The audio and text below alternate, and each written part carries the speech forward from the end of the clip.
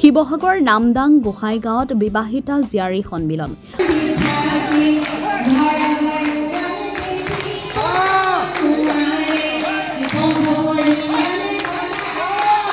শৈশৱ কৈশোৰৰ স্মৃতি সোঁৱৰি নষ্টালজিক সকলো।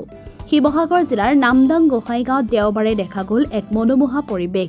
দূৰ দূৰণিলৈ বিয়া দিয়া এই গাঁওখনৰ জীয়াৰীসকল পুনৰবাৰ একেলগ হ'ল এটা বিশেষ দিনত। বহুদিনৰ মূৰত একেখন গাঁৱৰে বাই ভনী সখী লগ পাই যেন আনন্দত আত্মহাৰা হৈ পৰিল সকলোটি। এতিয়া বিহুৰ বতৰ। স্বামীগৃহৰ পৰা বহাগৰ বতৰালৈ মাকৰ ঘৰলৈ অহা জীয়াৰীসকলে শৈশৱৰ দিনত বিহু মৰা দিন সোঁৱৰি মনৰ আনন্দতে বিহু নাছিলে এইসকল বিবাহিতা জীয়াৰীয়ে। শৈশৱৰ সোণোৱালী দিনত একেলগে লগৰ সমনীয়াৰ লগত স্কুললৈ যোৱা, গাঁৱৰ এমূৰৰ বৰগছজোপাৰ তলত বিহু মৰা, কাৰোবাৰ ঘৰৰ ৰবাব টেঙা পাৰি নি পথাৰত ভগাই খোৱা, কাৰোবাৰ ঘৰৰ চোতালত মাৰ্বল গুটি খেলাৰ সময় সোঁৱৰি নষ্টালজিক হৈ পৰিল সকলোটি। এই নামদাং গোহাঁইগাঁও প্ৰেক্ষাগৃহত শনি আৰু দেওবাৰে দুদিনীয়াকৈ আয়োজন কৰা হয় নপুৰণি বিবাহিতা জীয়াৰীৰ মিলন পৰ্ব শীৰ্ষক এক মনোজ্ঞ অনুষ্ঠান। অনুষ্ঠানৰ প্ৰথম দিনা চিত্ৰাংকন, কবিতা আবৃত্তি আৰু সাধু কোৱা প্ৰতিযোগিতা আৰু আমন্ত্ৰিত শিল্পীৰ দ্বাৰা সাংস্কৃতিক অনুষ্ঠান অনুষ্ঠিত হয়। দ্বিতীয় দিনা মুকলি সভা আৰু জোৱাইসকলৰ চিনাকি পৰ্বৰ লগতে নিশালৈ বাৰেৰহণীয়া সাংস্কৃতিক অনুষ্ঠানৰ আয়োজন কৰা হয়। মোৰ নাম পল্লৱী গগৈ বৰগোহাঁই। মই মগৰাহাটৰ ছোৱালী আৰু বিয়া হৈহে ইয়াত বোৱাৰীহে। মই নামদাং গোহাঁইগাঁৱৰ বোৱাৰী। যেহেতু আজি আপুনি মানে ভাল লাগিলে, খুব ভাল লাগিছে। এইটো এটা ব্যতিক্ৰমধৰ্মী অনুষ্ঠানেই হৈছে আৰু সকলোৰে কাৰণে অনুপ্ৰেৰণামূলক। যিসকল জীয়ৰীয়ে সততে নিজৰ গাঁওখন ঘৰখনলৈ মনত পেলাই থাকে কিন্তু আহোঁ বুলিও আহিব পৰা নাই, কিন্তু আজি ইমান ধুনীয়াকৈ একেলগে গোটেইখিনি সমবেত হ'ব পাৰিছে, ভাল লাগিছে। আমি নামদাং গোহাঁইগাঁৱৰ যিসকল জীয়াৰী আমি উলিয়াই দিছিলোঁ, তেখেতলোকক আমি এক কথা কৰাই চিন্তা চৰ্চা কৰিছিলোঁ আৰু তেখেতলোক আজি আমাৰ মাজত কিছুমান তেখেতলোক নাই, এই অনুষ্ঠানত জড়িত হ'ব নোৱাৰিলোঁ, অকালতে তেখেতলোক মৃত্যু হ'ল। তথাপিতো তেখেতলোকক আমি ইয়াৰ পৰাই শ্ৰদ্ধা জনাইছোঁ যাতে তেখেতলোকৰ চিৰযুগমীয়া হৈ থাকক, তেখেতলোকৰ আত্মাই যাতে তেখেতলোকৰ সদগতি পায়, আমি ইয়াৰ পৰাই তেওঁলোকৰ কামনা কৰিছোঁ। আৰু যিসকল জীয়াৰী ইয়াত আহিছে, আমাৰ যথেষ্টখিনি আজি আনন্দিত হৈছোঁ। আমি আজি এই প্লেনটো বনোৱা প্ৰায় এমাহমানৰ আগত প্ৰায় চিন্তা চৰ্চা কৰিছিলোঁ। প্ৰায় আগৰ চোৱাত আমি বিশেষ চিন্তা কৰা নাছিলোঁ। আজি এমাহমানতে চিন্তা চৰ্চা কৰি আমি এইখিনি আগুৱাই লৈ যাবলৈ সক্ষম হৈছোঁ। ইয়াত যথেষ্ট ৰাইজৰ সহায় সহযোগ আছিল। ৰাইজে সহায় সহযোগত আমি অনুষ্ঠানভাগি আগুৱাই নিলোঁ। কালি আমি দুদিনীয়া কাৰ্যসূচীৰে এই অনুষ্ঠানভাগি হাতত লৈছিলোঁ। আজি আমাৰ ডেৰটা দিন গৈছে বুলি ধৰক, আজি ৰাতিলৈ আমাৰ এই কাৰ্যসূচী সমাপ্ত হ'ব। যোৱাকালি যথেষ্ট আমাৰ প্ৰগ্ৰেম আছিলে, আমি এটাইকেইটা প্ৰগ্ৰেমতে যথেষ্ট সুফল লাভ কৰিছোঁ। আজি আমাৰ দিনৰ কাৰ্যসূচীও ইতিমধ্যে সমাপ্ত হ'ব হৈছে আৰু আজি দিনৰ কাৰ্যসূচীটো আমাৰ জীয়াৰীসকল আহিছিল। জীয়াৰীসকলৰ আজি তেখেতলোক আহি যথেষ্ট আনন্দিত হৈছে আৰু হাঁহি ফূৰ্তিৰে বিহু অনুষ্ঠানো তেখেতলোকে উপভোগ কৰিছে, বিহু পাতিছে, তেখেতলোকৰ মাজতে আনন্দ ফূৰ্তি হৈছে। তেখেতলোকে আজি ঘৰখনলৈ আহি তেখেতলোকৰ হেঁপাহৰ তেখেতলোকৰ আনন্দৰ সীমা নাইকিয়া হৈছে। ইজনে সিজনক লগ পাইছে, ইগৰাকীয়ে সিগৰাকীক হাবুতা হাবুতিয়ে ধৰিছে। গতিকেলৈ তেখেতলোক আজি যথেষ্ট সুখী আৰু তেখেতলোক সুখী হোৱাৰ লগতে ময়ো যথেষ্ট সুখী হৈছোঁ, কাৰণ মই আজি ভাবিছোঁ যে এই অনুষ্ঠানটো পাতি আজি মই যথেষ্ট সুফল লাভ কৰিছোঁ। সেয়ে মই ভাবিছোঁ যাতে আমাৰ জীয়াৰীসকলৰ যিসকল জীয়াৰী আজি আহিছে, তেখেতলোকৰ লগতে ল'ৰা ছোৱালীবিলাকো যাতে আগন্তুক দিনত আগবাঢ়ি যাব পাৰে।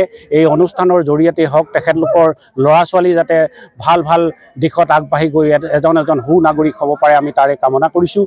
আৰু আমাৰ যিসকল জীয়াৰী আজি এই অনুষ্ঠানৰ লগত জড়িত থাকি আমাক আগন্তুক দিনতো আমাক সহায় কৰি যাম বুলি প্ৰতিশ্ৰুতি দিছে। তুমি আজি যথেষ্ট অনুষ্ঠানটো ভাল ধৰণে পাতিছা, আজি আমি আহিছোঁ আৰু আমি আগন্তুক দিনতো আমাক খবৰ দিবা, আমি আহিম। তোমাক যেনেধৰণে আমি সহায় সহযোগ আগবঢ়াব লাগে আমি সেইখিনি কৰি যাম। আৰু ময়ো তেওঁলোক অহাৰ কাৰণে যথেষ্ট সুখী হৈছোঁ। আচলতে সেই স্মৃতিবিলাক আমাক বহুত আজি মনলৈ আহিছে। যিহেতু আমি যেতিয়া আছিলোঁ তেতিয়া ইয়াত আমাৰ বয়সস্থ মানুহসকলে বিহু মাৰিছিলে আৰু যাক হুঁচৰি, সেই হুঁচৰিত তেতিয়া মানে ছোৱালী নাছিলে আৰু গতিকে সেই বয়সস্থ মানুহবিলাকে এই নামঘৰ ভাগিৰ কাৰণে তেখেতলোকে ঘৰে ঘৰে হুঁচৰি গাই যিয়ে পইচা পাইছিলে আৰু সেই পইচাই তেখেতলোকে কি কৰিছিলে, নামঘৰ বনাইছিলে। আৰু আজি এই নামঘৰ ভাগি যে ইমান সুন্দৰৰূপে আছে, মোৰ বৰদেউতা নগেন বৰগোহাঁইদেৱৰ তেখেতৰ এটা বিৰাট অনুদান আছে, কোনো তেখেতলোকে পাৰিশ্ৰমিক নলৈছিলে। ভাল লাগিছে আজি ৰঞ্জিত বৰগোহাঁইকে প্ৰমুখ্য কৰি উদ্যোক্তা মণ্ডলীসকলে আজি আমাক ইমান এটা সুন্দৰ অনুষ্ঠান দিছে।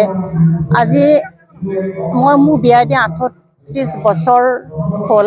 এই 38 বছৰ পিছত আজি পুনৰ এই অনুষ্ঠানত এইখন মঞ্চত আমি উপস্থিত হ'বলৈ পাই নিজকে ধন্য মানিছোঁ।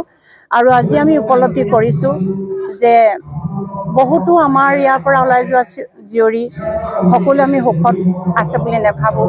কিছুমানৰ স্বামী হাৰা হৈছে, সেইবিলাক দেখি আমাৰ দুখো লাগিছে। আৰু আমি আজি এটা অনুভৱ কৰিছোঁ যাতে আমি সেইসকল জীয়ৰী ঘৰলৈ গৈ আমি যাতে তেওঁলোকৰ সমভাগী হৈ তেওঁলোকক যাতে আমি সহায় হাত আগবঢ়াই পাৰোঁ, এই কথা মোৰ প্ৰতি মৰমে উপলব্ধি কৰিছোঁ। আজি কাক লগ পালে আহি আপুনি সহপাঠী মানে তেতিয়াৰ দিনৰ?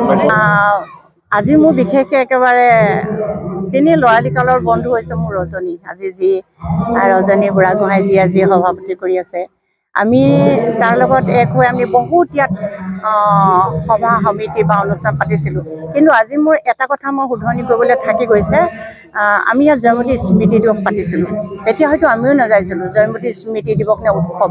আৰু এতিয়া আমি গম পাইছোঁ যে আমি জানিব পাৰিছোঁ জয়মতী আচলতে আমি তেওঁক লৈ আমি আনন্দ কৰা নাই, তেওঁ দেশৰ কাৰণে, তেখেতে সমাজৰ কাৰণে, নিজৰ স্বামীৰ কাৰণে প্ৰাণ ত্যাগ কৰিলে। গতিকে আমি তেখেতৰ স্মৃতিক আমি কি কৰোঁ, সোঁৱৰণে কৰিব লাগে। গতিকে এইটো উৎসৱ হ'ব কেতিয়াও নোৱাৰে। গতিকে ভাল লাগিছে আজি, সঁচাকৈ আমি বহুত গৌৰৱান্বিত হৈছোঁ। পুনৰ যাতে এনেকুৱা অনুষ্ঠান জন্ম হওক। আৰু আজি যদি বহুত মহিলা ইয়ালৈ আহিলেহেঁতেন, যিখিনি মহিলা এতিয়াও আমি সকলো এই বিশেষকৈ পিছপৰা গাঁওখনৰ বহুত মহিলা অশিক্ষিত হৈ আছে, আমি সকলো শিক্ষিত বুলি আমি নাভাবোঁ। গতিকে সেই আচলতে দেখি শুনে লেখি শিকে আৰু ঠেকি শিকে। যদি আজি ইয়ালৈ আহিলেহেঁতেন তেওঁলোকে নিশ্চয় দুআষাৰ কথাও শিকিব পাৰিলেহেঁতেন। শিৱসাগৰৰ পৰা মুহিবুল হুছেইনৰ ৰিপৰ্ট, আছাম ফ্ৰণ্ট।